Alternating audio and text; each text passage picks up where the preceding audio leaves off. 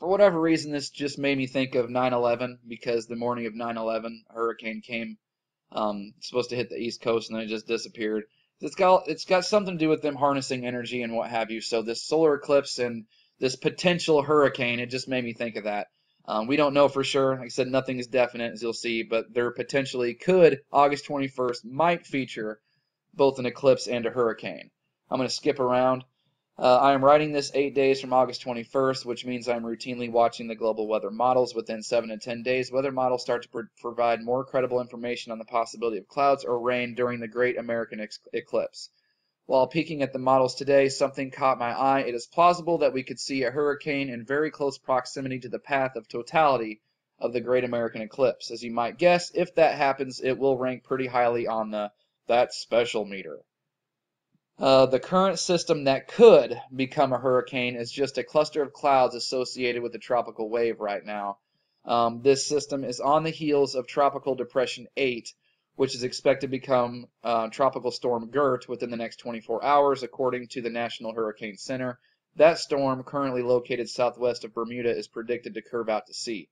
If further development does happen, it would be the 7th named storm of the Atlantic Basin season. It's being potentially called the Eclipse Hurricane Convergence.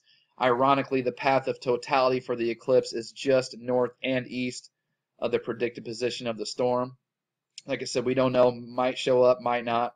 It's all speculation. Other people are noticing this too.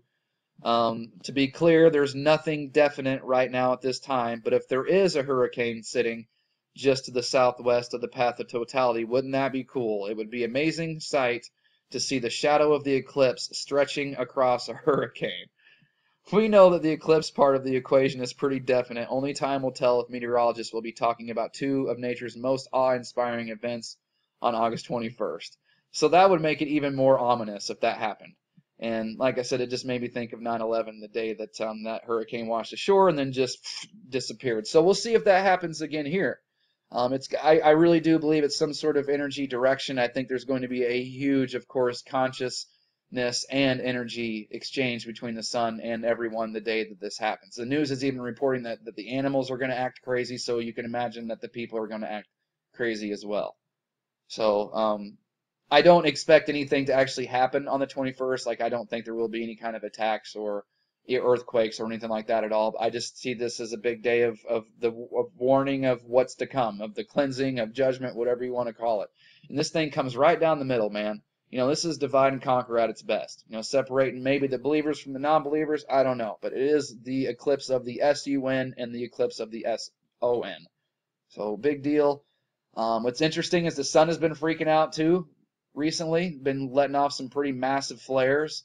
And same thing leading up to 9/11 as well. There were several, like 4, I think they said, leading up to the day of 9/11. So they're like X-class too, if I'm not mistaken. But regardless, you know, it's just made me think of that for whatever reason whenever I saw this article today. All right, thanks a lot for everybody for watching. Thank you to my subscribers.